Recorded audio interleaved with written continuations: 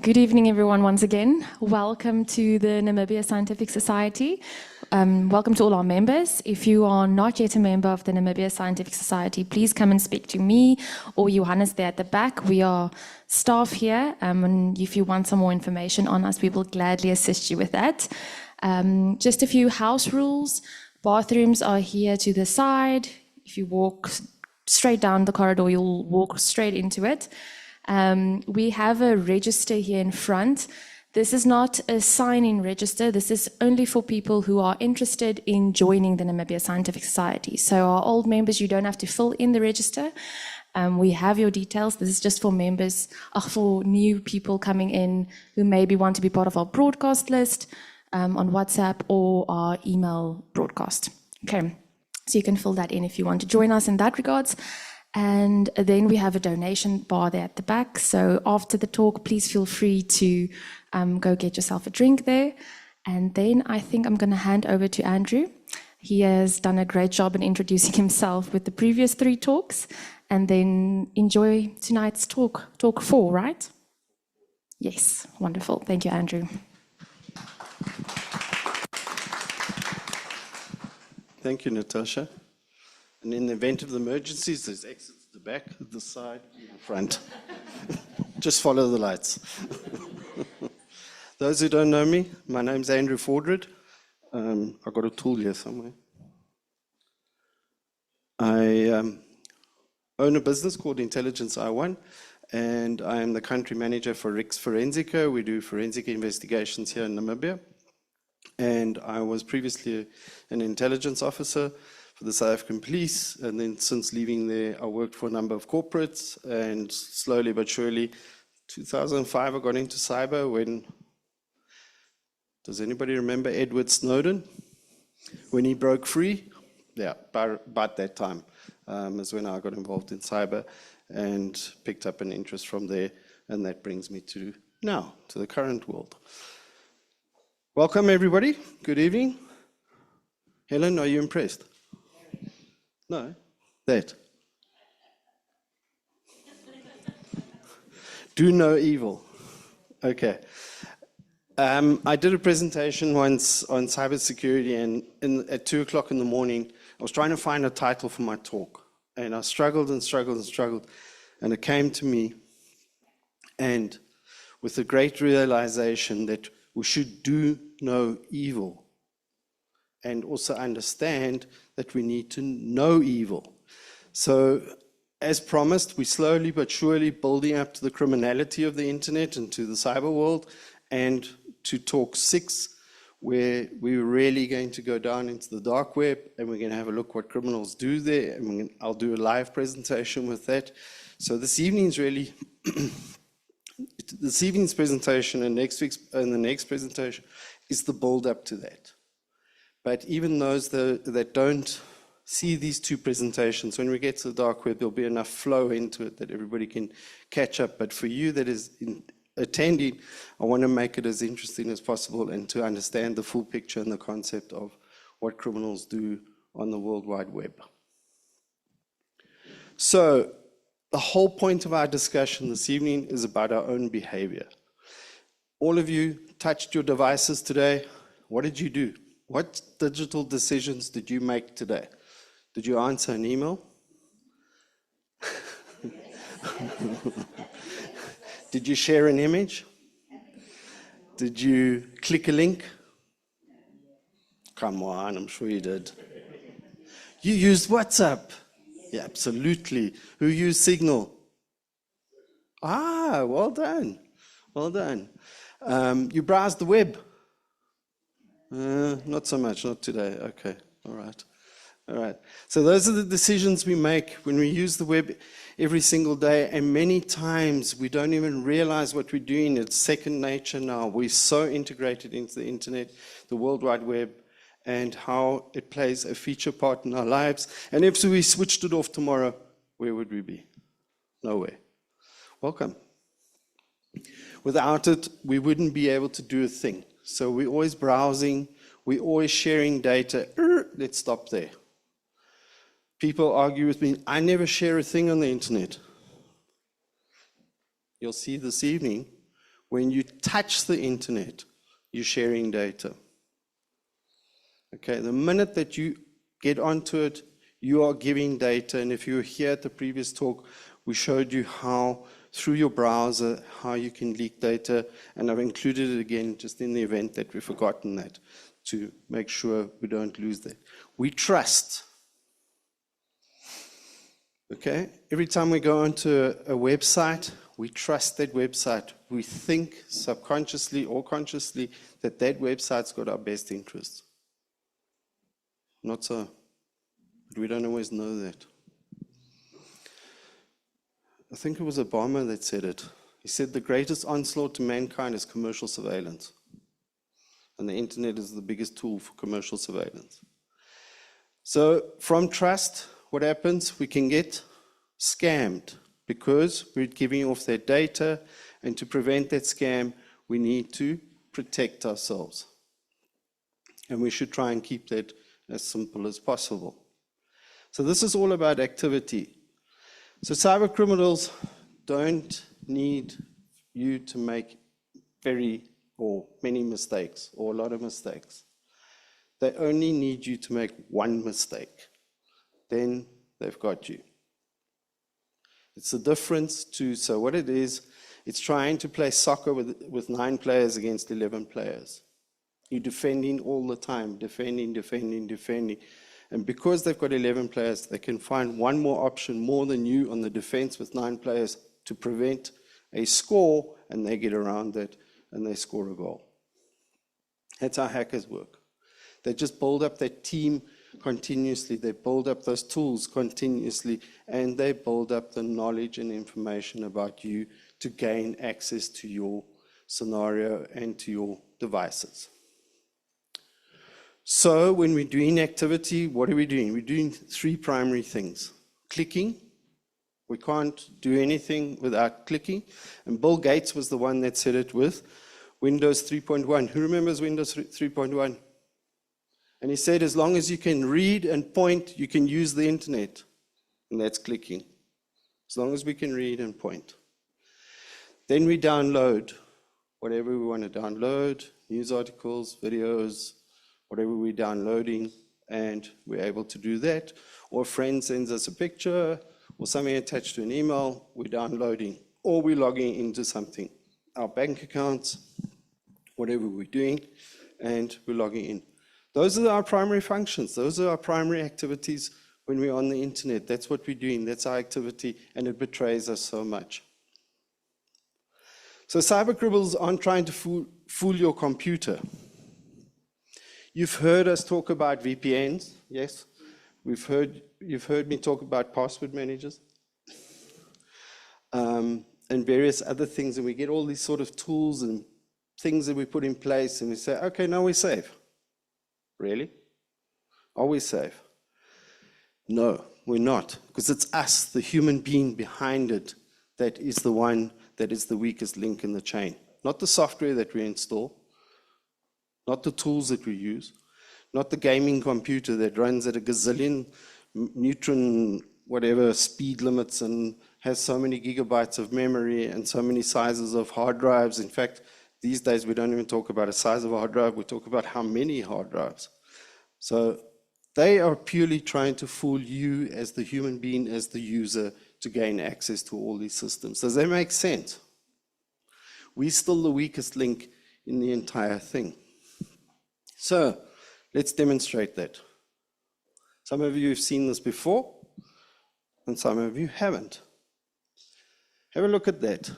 Which one of those URLs do you think is a real one, or even more than one, if you like? Have a go. The last 2, okay. Anybody else? What about Microsoft.com.secure login? That looks pretty secure to me. Okay. Well done. Well, and the top one? What's wrong with the top one? It says support. Support are nice people, they help you. Okay, so there's the 0 instead of an O. This is very common, using digits and various letters portray a different something else. Who saw that? PayPal. It's not an L, it's an I. Okay? And then the secure, the .com. Adino pointed out that there are two .coms. He's totally correct. You can't have two .coms and then the secure is one of the bigger giveaways in that. So always, and the only one that's genuine is Microsoft.com. Always have a look at your links, we're going to touch on that briefly. Have a look at what you are opening before you enter anything. Rule number one, look at what you're opening. Never forget that. Okay, so that brings us to the hidden risks of browsing. This is where we can go. Somebody sends you a link and says, you must have Chrome browser on your computer. Here's the link to go and download it. This is exactly the point I'm getting at. Anybody can make... Sure. Sorry, lights. Yeah. There we go. So they'll send you a link and say, update your Chrome browser. You go straight there and you're going to press update Chrome. Have you looked at anything? No. Are you 100% sure that your Chrome browser is meant to be updated currently? Who can tell me or tell us, how do you know when Chrome needs to be updated? Anybody?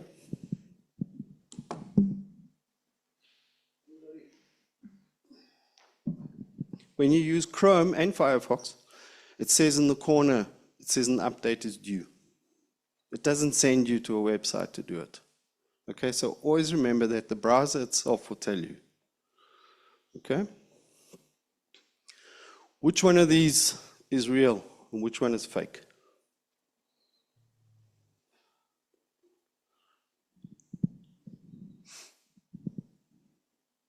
They look pretty real, huh? All of them. All three look pretty real. Okay? So when we get towards the end of this talk, you'll see what you need to do to avoid falling for the trap of something that looks really real. The only one that isn't real is the last one, where it says one review. Okay, so hackers will often put reviews in to make it look as though in this particular case they hadn't been very successful. They're hoping to get, what they do is they load them up themselves, and eventually that download link will have 101 reviews or 130 reviews to try and convince you to click on that you think it's safe. Okay, they just didn't bother to do it in this case. The other two are real. So you all know Adobe. It's to open PDF files. Yeah? So when you open a PDF file on your computer, the product that you're using is Adobe. That's what allows you to read it. This is not Adobe's link to download. Okay? They want you to come to this website. They know that you're using Adobe on your computer. They want you to click that, get the latest version, and they want you to download it. What's wrong with that download link? Have a look at it carefully. Can you see it? Can everybody see it? I'm not sure if this has got a pointer on it. This was taken about a week ago. The date is wrong. And the version's also wrong. Well done. Okay? So there's small things like this that can give it away, but the most critical thing, you don't have to be tech savvy to figure it out. Just have a look at the link you've been sent to. Does it link up to what it should be linking up to? This particular website was something totally different, and it had nothing to do with Adobe. So always have a look at that. And the most important thing, are you meant to be downloading it? That's the question you must be asking yourself. So these are the small traps that hackers set for you to stroll along and to fall into, that they can obtain some sort of transactional data from you and digital data from you. Browsers. I don't expect you to remember all this. I'm just pointing it out to you for your knowledge, and be aware of it. How many of you make use of extensions in Chrome and Firefox of different purposes? Even some of the banks have got extensions. Are we checking those extensions? Sometimes our browsers don't perform the way they should be, and that is often a malicious extension that we've got loaded in the browser. When we open the extensions, we can have a look. In this case, you can see the permissions. Read all your browsing history. Is that what you want? Do you understand what that is saying? When it's saying reading all your browser history, you're giving it a permission to say, yes, you can read all my browser history. It's not a good thing at all. And then it also says, allow this extension to read and change all data on websites that you visit. And then it's got a setting over there. So if you've got extensions in your browsers, check them. You just right-click on it, and it says Manage Extension. Then you'll get this menu, check it. And if it doesn't look right to you and it's uploading data elsewhere, then rethink it and try and understand whether you need that extension or it has a purpose to serve. All right. To find out if your browser is leaking data, you can go to Cover Your Tracks. The URL is there, and if you need it, I can give it to you. And what this does is it checks your browser to see if you're leaking data. So this is pre-recorded.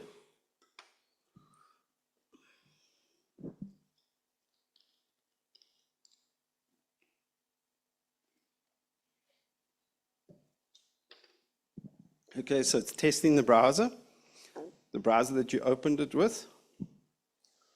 And then it'll start running through some checks to see if your browser is leaking data to other servers, if you picking up ad data, all those type of things.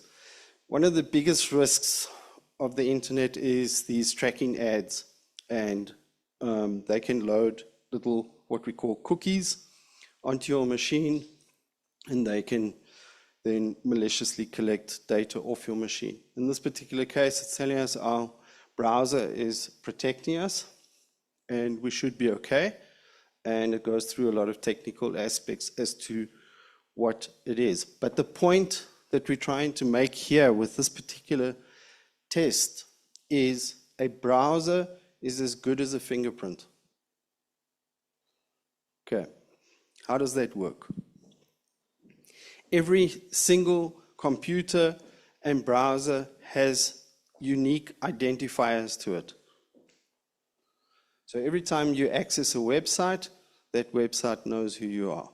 And if you repeatedly access that website can collect data about Freddie, Johnny, Jane, whoever, and actually segregate the data amongst the different people, and it will slowly but surely identify you, and also, crucially, identify your habits.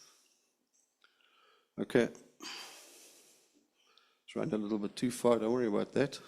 This is just what we're demonstrating here is when you go into a website is the amount of data that's been collected in this particular CNN as to who you are and where you accessing the web from. So don't worry about the technicalities. The purpose of the demonstration is just to show you that how your data is continuously being collected. And malicious websites run by hackers will do exactly the same thing, even worse. Okay, and then all that technical mumbo jumbo is the different data that it's collecting in that process. Okay? Which brings us to the next thing, social engineering. Anybody want to have a go at what social engineering is?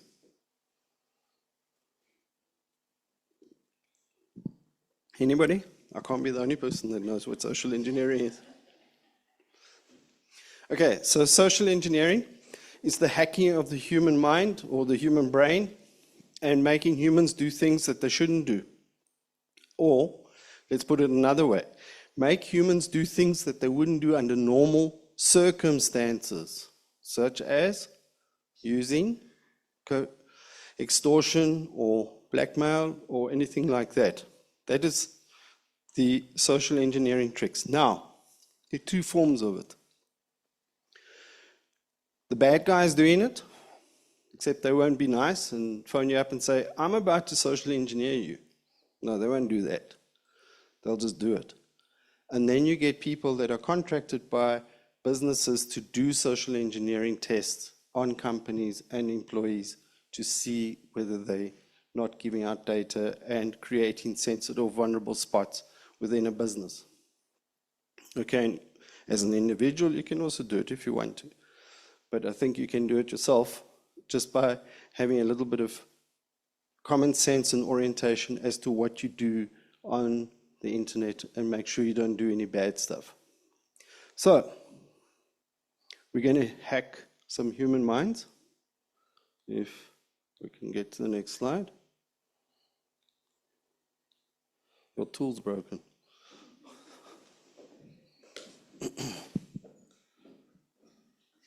Because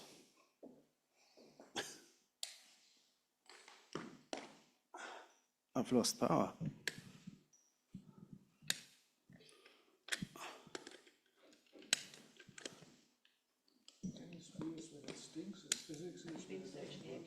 There we go. I've just been social engineered, you're right.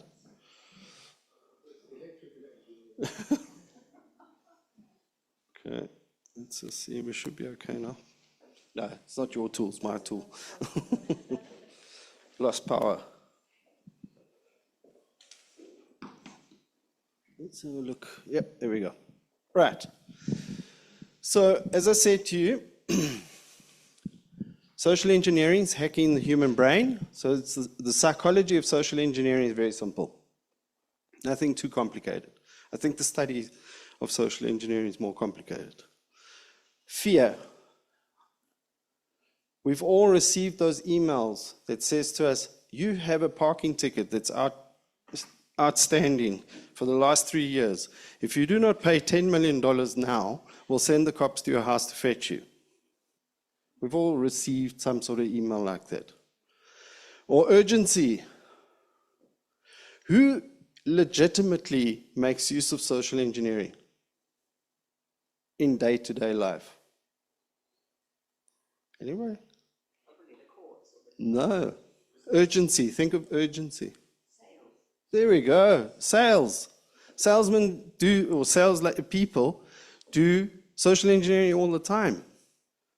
Buy this today and you will get 50% discount. It's social engineering.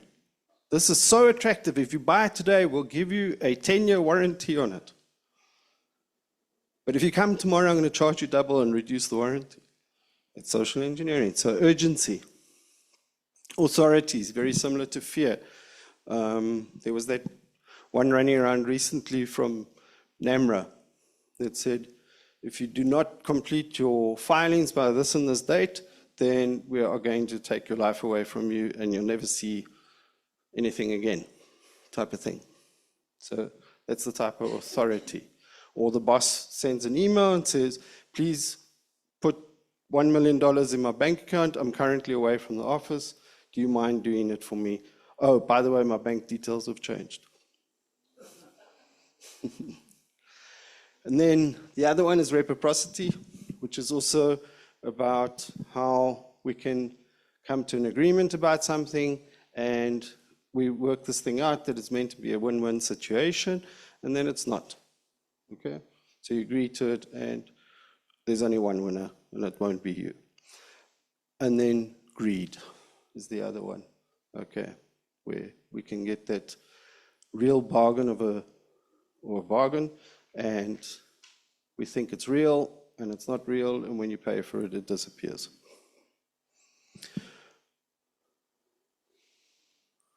Okay, something's not playing games.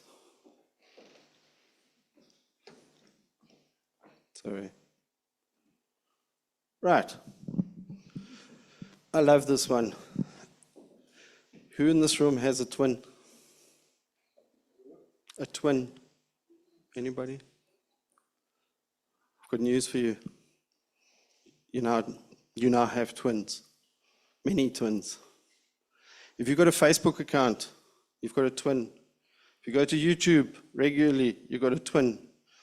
If you've got an Instagram account, you've got a twin. You're getting the idea. Every single platform that you might have an account is developing a twin for you, a digital twin, and it knows everything about you.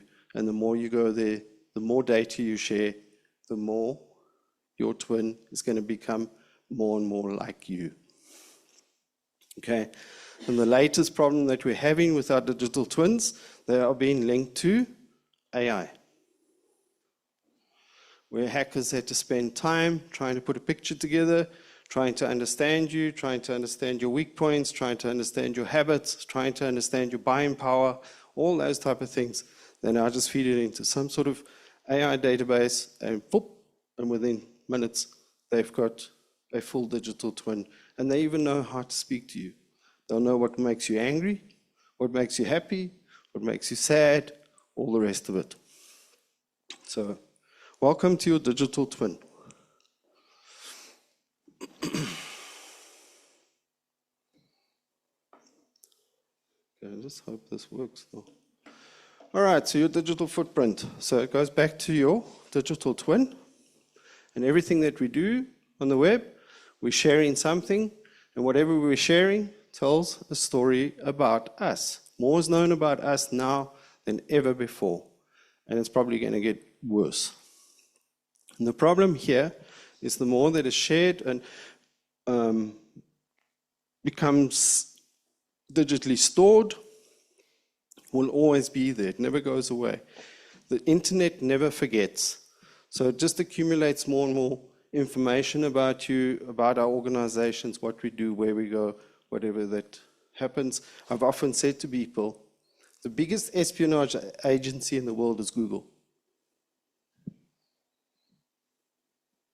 How often you go into Google, especially Gmail, and there's an advert that sits there looking at you, and it appeals to you.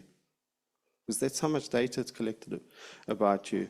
If you do cycling, for example, and you're a regular cyclist, you're sending emails to your friends via Gmail, you ride a particular brand, you do certain distances, certain types of cycling. By the way, I don't know much about cycling, so help me here. And suddenly Google will pop up and make a recommendation, buy the following bikes, buy the following tires, buy the following accessories, because it's reading your mail. Okay, and Google tells you that. There's nothing secretive about this. Google says to you, if you're going to make use of our features, of our tools, we're going to collect data from you. Simple. Doesn't make a secret. Okay, this is not working.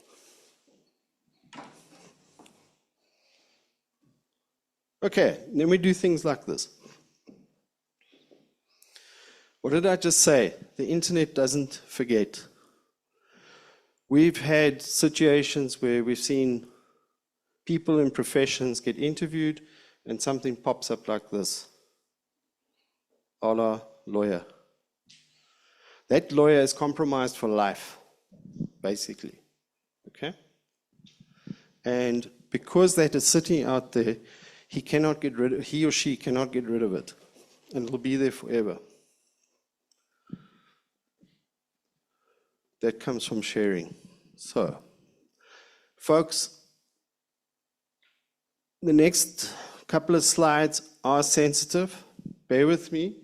There's no nudity involved, but psychologically they can be quite testing, but it's necessary that we discuss them because this comes from how we share data. And unfortunately, in my career, I've been exposed to many situations like this, and we have to deal with it. Some people think it's really genius to dress up girls that are underage and share their images on the internet. And then we get this on Facebook. It's not bright. It's not clever. My call to you as an adult is we don't do this and don't allow other people to do it. We stop it. Don't share this type of data. Because this is what happens. Our behavior or behavior of others close to us creates opportunity. So we share, that translates into information, that translates into trust. Okay? So hackers' role in life is to get your trust from whatever you share with them. Because they need to know more and more about you. Then they will manipulate you We've all watched these movies of CIA agents and that type of thing, and somewhere in his career, some microchip was injected into him, and for the rest of his life, the agency manipulated him. I'm trying to think of the actual movie that did that, but it's not coming to mind. But there we go. And then they can manipulate that agent for the rest of his life because of that microchip installed. But really, if a hacker compromises you enough, because of data that we've shared on the internet, they can create enough harm or vulnerability to manipulate you for you to be part of a crime. And this has happened. So if you're sharing pictures, or somebody that you know shares pictures of kids that are half naked or whatever, they will use that information against you, all those people.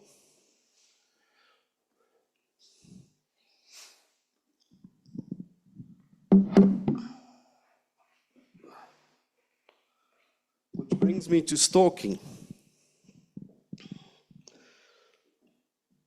In our current digital day and age, stalking has always been a crime, a bad, bad, bad crime. But the digital age accelerates it. And we mustn't lose sight of how dangerous stalking is. So let me put it into context, because in my forensic career, I've had a lot to do with this.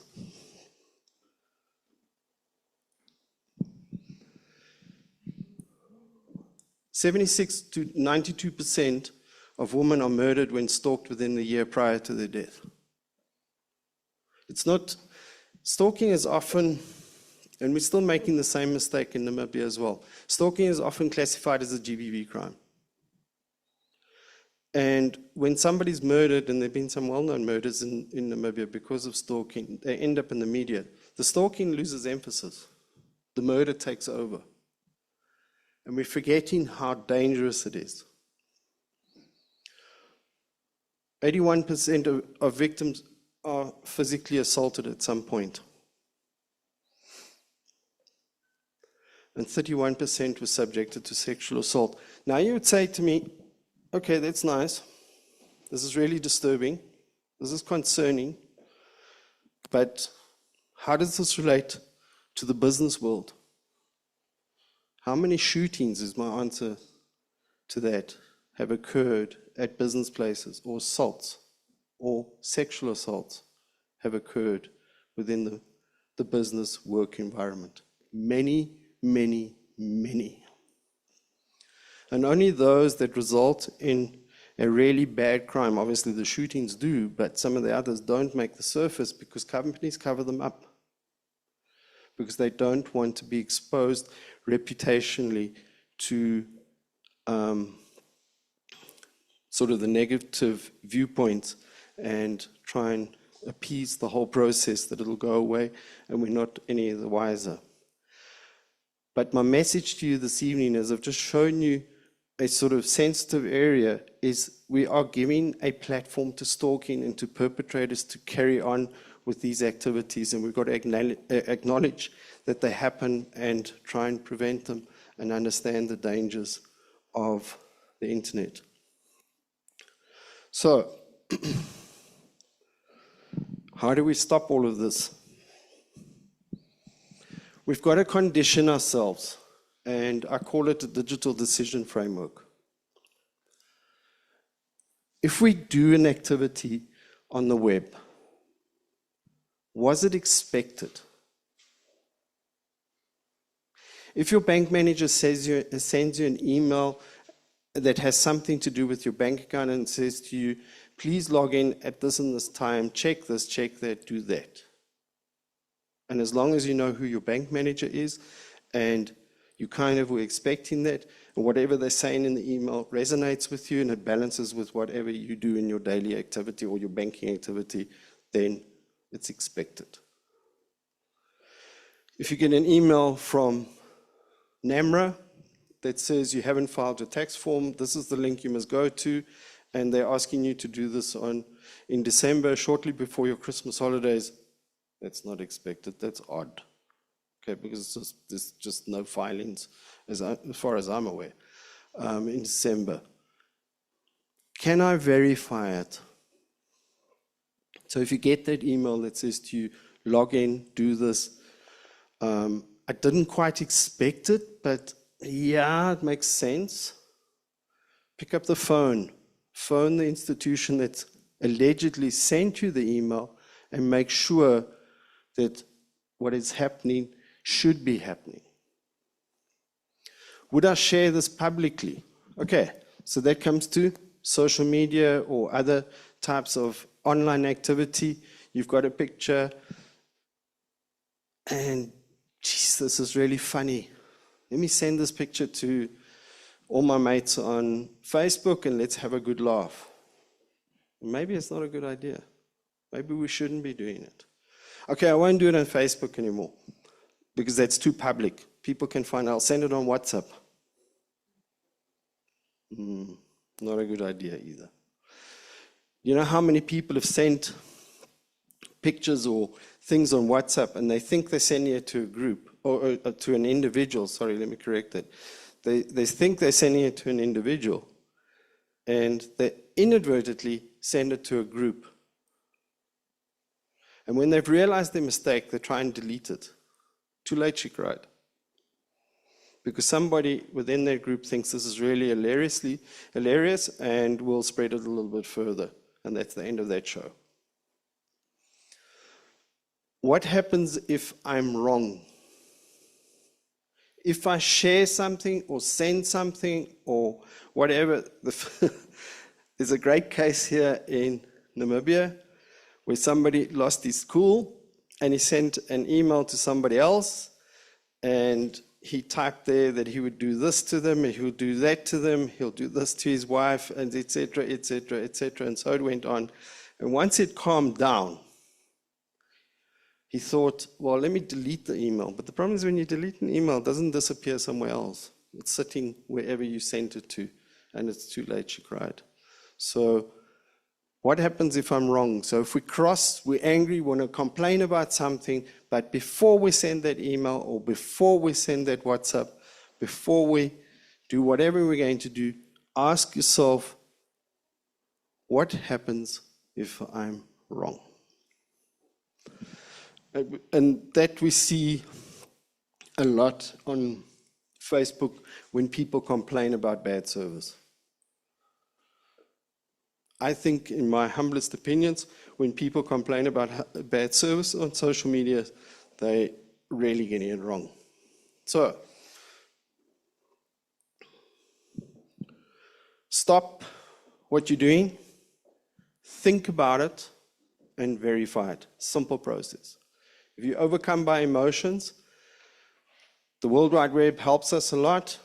Without it, as I said at the start of this talk, imagine if we suddenly switched the internet off tomorrow, how lost we would be, how we'd be without a huge resource in our lives, and it just wouldn't happen.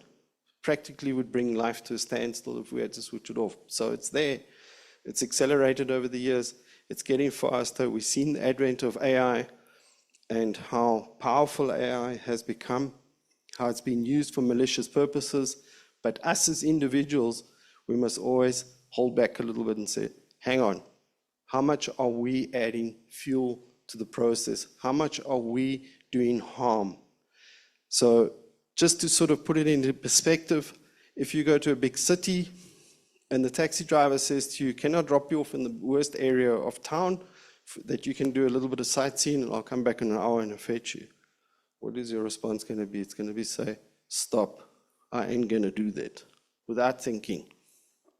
You don't even have to think. The internet's exactly the same. It has bad areas, a lot of them, probably more bad areas than good areas. So stop, think, and verify. There we go. Thank you.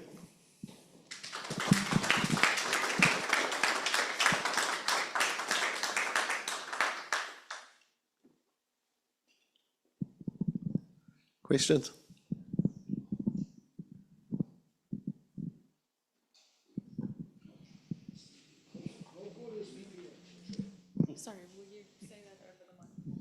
how good is VPN to protect me? We're going to get to VPNs in the next talk. Sorry. We're going to get to VPNs in the next talk. If you work with them well, they can do a lot for you. However, we're seeing more and more breakthroughs on VPNs by the bad guys. So always make sure you have a multifaceted type of security process. In other words, the onion, different layers for different things.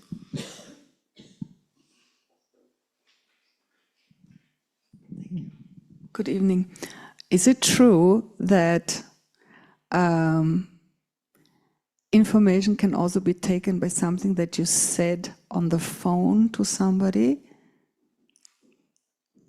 Does AI pick up telephone calls or WhatsApp calls? And I've also heard the rumor that even when the phone is off or the phone is just lying next to you and you talk about something, that AI or the phone or whatever can pick up information, and then, for example, let's say you talk about shoes and then you get some shoe advertisements.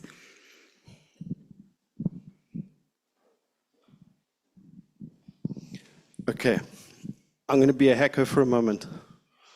Guess what? You own an Android phone.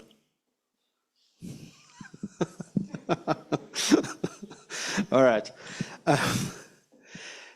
Let's look at can a phone be hacked? Yes. There's technology that you can buy off the internet. Just trying to think of the one. It'll come to me shortly.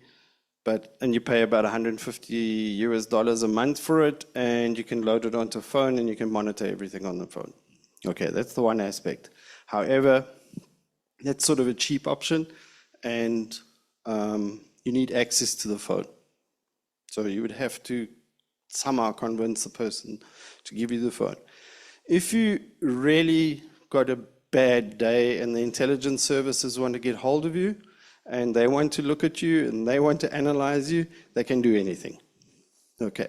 But more to your question, is it true that people can listen to you on your phone? No. Except in the two scenarios I've just given you. What you've just described, and that's why I said to you, I know that you own an Android phone, is what Google does. Google collects all that information. Google knows that. Google knows where you go. Google knows what you Google. Google knows what you buy, who you talk to. That's Google. So, however, Google's security, let's put it into context. Google's security is the best security you can get in the world. Anyway, Microsoft as well. But your privacy is zero. I hope that makes sense to you. Okay? You've got no privacy. And as I said to you earlier on in this discussion, Google tells you this. They don't even hide it away from you. And they collect all that information. That's what we're talking about. So nobody's actually listening to your phone. Google's is collecting all your data. Yeah, that's what I meant. Yeah. Yeah. Okay, so where the AI gets in, yeah. So everything in yeah, so Google Gemini runs with it. So these days when you search something on Google, Gemini jumps in. That's those responses that you get. It doesn't say there in the URL, Gemini this and this and this. You can go to Gemini separately, away from it. But in your browser, Gemini is sitting there collecting the data exactly the same in that scenario. So your Android phone is sending off that data and it is reporting. Let me, thank you, it's actually a good question that, because let me take you another step ahead. All technology that you own, whether it's Android, Microsoft, Google, Apple, those are the main ones. Every single one of those, software and hardware, give you as the individual an ID number.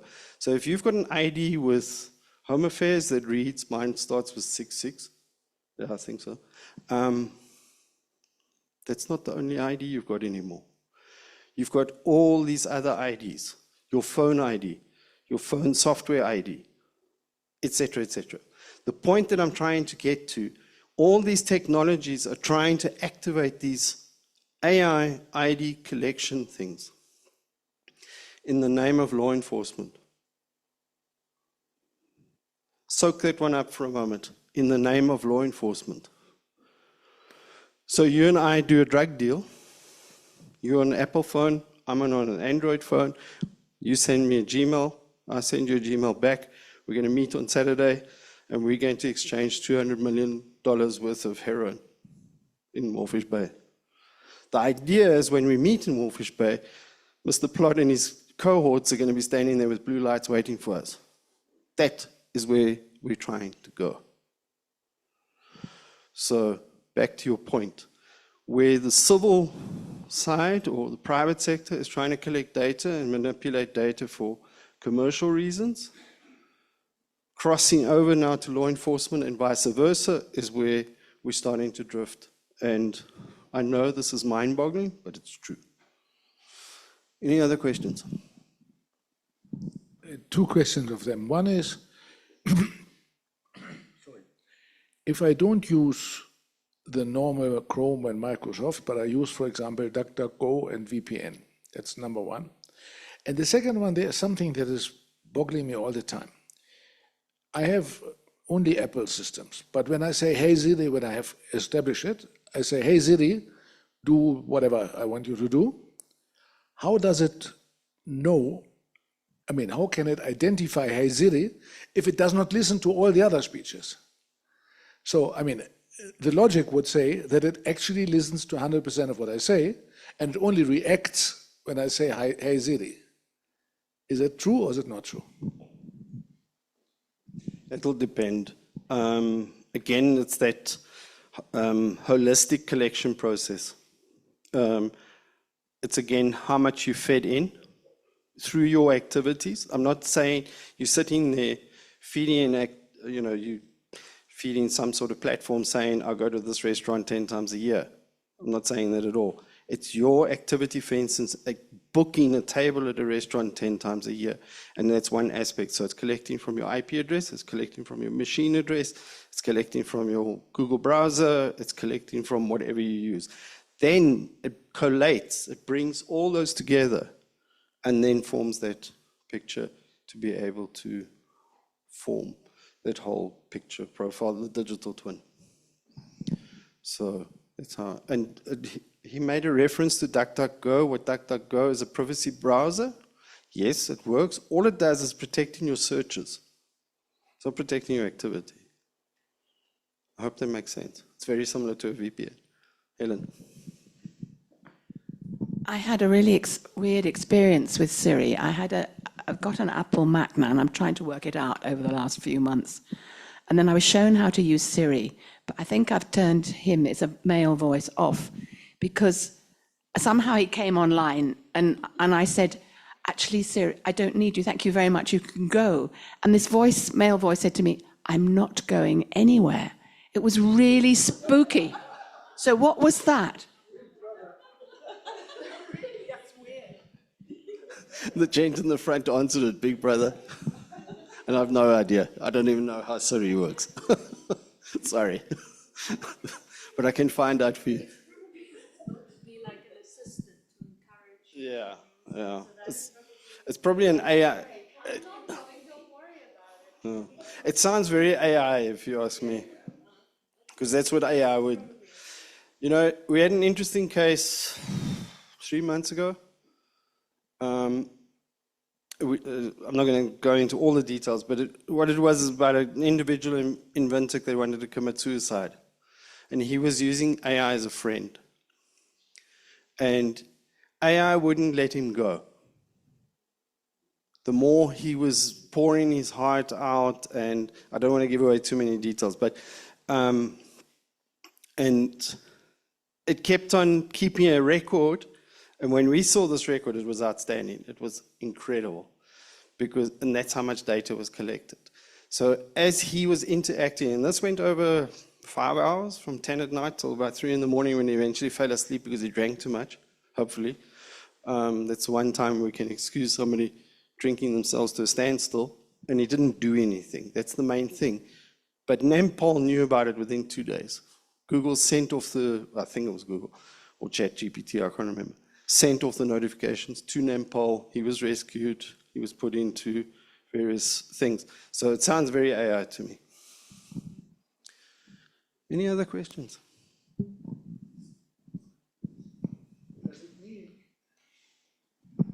Does it mean that who wants to know that we are all now at this meeting discussing this very effort, they will know because we have our cell phones with us. Absolutely. I've got tools on me. I'll show you afterwards. We can track all the MTC towers around in this area. Every one of them is triangulating all our positions. And if somebody's using that data, but you don't need the MTC towers, there are other ways of doing it. The Scientific Society has an IP address. Not one, but 5. We can set up another date on this, and I can show you some live demos on how to do all of that. And you can track all the IP addresses. Each phone or laptop has what they call a MAC address, okay, which is another ID address. These IDs make you dizzy. But the point is it's unique to your device. All our phones have got MAC addresses. Your phone is communicating to the Scientific Society's access point. Whether you got login rights or not, that's not even the point. But that access point knows you were here. If I hack that access point, I can pinpoint you, and then I can track you all the way around town, just on your MAC address. Can I switch off my phone? Oh, going to the question earlier. If you switch off your cell phone, your tracking doesn't stop. Okay? It's still giving off signals. The only way you can make your cell phone untraceable is to put it into what they call a Faraday bag. Okay, and it's a magnetic lined bag. It's the only way it'll cut all signals off. So what spies do to avoid all of this jazz is they have 4 or 5 different phones, and they position them in different places around wherever they are. And then they relay the calls between the phones that nobody can trace where they are. Does it make sense? So they create a web, and all it's doing is bouncing between the two, all the different devices.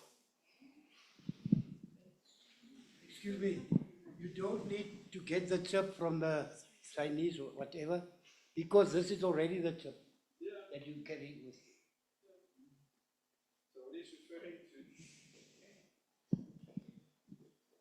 Who owns Huawei phones?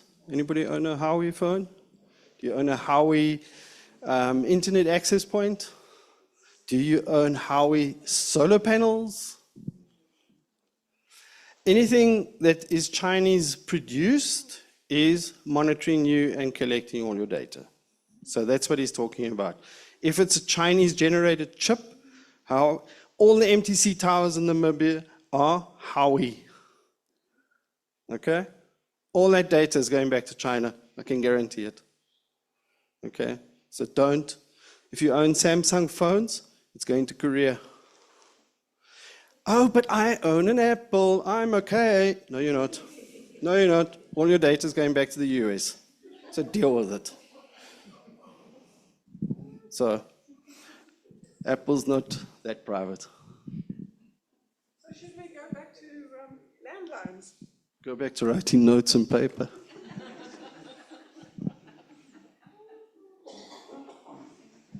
Thank you so much, Andrew. I think we are all a bit scared and don't really know what to do with all this information, but thank you so much. Thank you all for coming out, and we hopefully see you all for talk number 5. We will send out the notification on which date that will be presented, and then we're getting closer to the dark web, somewhere in August. Looking forward to that. Thank you.